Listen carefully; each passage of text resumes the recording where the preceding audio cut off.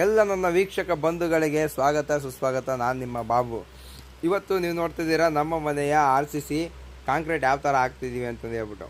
RCCಗೆ concrete ಹಾಕೋದು ಅಂದರೆ ಅದು ಸಣ್ಣ ವಿಷಯ ಅಲ್ಲ, ತುಂಬ ಕೆಲಸ ಇರುತ್ತೆ. ಸಾಕಷ್ಟು ಜನ ಆಳು ಕಾಳುಗಳು ಕೆಲಸ ಮಾಡಬೇಕಾಗುತ್ತೆ. ಅದೇ ರೀತಿ ಅದು ಒಂದು ಶುಭ ಸುದ್ದಿ ಕೂಡ ಹೌದು. ಅದಕ್ಕೆ ನಾವು ಕೂಡ ಮನೆಯವರೆಲ್ಲ ಬೆಳಿಗ್ಗೆನೇ ಬಂದುಬಿಟ್ಟು RCCಗೆಲ್ಲ ಪೂಜೆ ಮಾಡಿ ಎಲ್ಲ ರೂಮ್ಗೂ ಎಡೆ ಹಾಕಿದ್ದೀವಿ, ದೋಸೆ ಇಟ್ಬಿಟ್ಟು. ಹಾಗೆಯೇ ಬಂದಿರತಕ್ಕಂಥ ಎಲ್ಲ ವರ್ಕರ್ಗೂ ಕೂಡ ಹಬ್ಬದ ಅಡುಗೆಯನ್ನು ಮಾಡಿಸಿ ಪಾಯಸ ಹುಗ್ಗಿ ಎಲ್ಲ ಮಾಡಿ ಅವರಿಗೆ ಸಂಜೆ ಊಟಕ್ಕೆ ಬಡಿಸೋವಂಥ ಕಾರ್ಯಕ್ರಮನ ಇಟ್ಕೊಂಡಿದ್ದೀವಿ. ಕೆಲಸ ಏನೋ ಕಂಪ್ಲೀಟ್ ಆಯಿತು, ಆದರೆ ಇವರಲ್ಲಿ ಅಷ್ಟು ಕೋಆರ್ಡಿನೇಷನ್ ಇಲ್ಲ. ಇವರೇ ಕಿತ್ತಾಡ್ಕೊಂಡು ತುಂಬ ಡಿಲೇ ಮಾಡಿದ್ರು. ಒಟ್ಟಿನಲ್ಲಿ ಸಂಜೆ 6 ಗಂಟೆವರೆಗೂ ಕಾಂಕ್ರೀಟ್ ಹಾಕಿ ಮುಗಿಸಿದ್ರು. ನೀವು ನಿಮ್ಮನೆ ಕಾಂಕ್ರೀಟ್ ಹಾಕ್ಸ್ಬೇಕಾದ್ರೆ ಒಳ್ಳೆ ವರ್ಕರ್ನ ಕರೆಸ್ರಿ, ಒಳ್ಳೆ ಕೋಆರ್ಡಿನೇಷನ್ ಇರೋ ಅಂಥವ್ರನ್ನ, ತುಂಬ ಸ್ಪೀಡಾಗಿ ಕೆಲಸ ಮಾಡೋ ಅಂಥವ್ರನ್ನ ಕರೆಸ್ರಿ. ನಾವು ಮಾಡಿದ ತಪ್ಪನ್ನ ನೀವು ಮಾಡ್ಕೋಬೇಕು. ಯಾವುದೋ ಒಂದು ಪೈಪ್ಲೈನ್ಗಳನ್ನ ಹೊಡಿದಲ್ಲೇ ಹಂಗೋ ಹಿಂಗೋ ಮಾಡಿ ಅತ್ಲಾಗೆ ಕೆಲಸ ಎಲ್ಲ ಮುಗಿಸಿದ್ರು.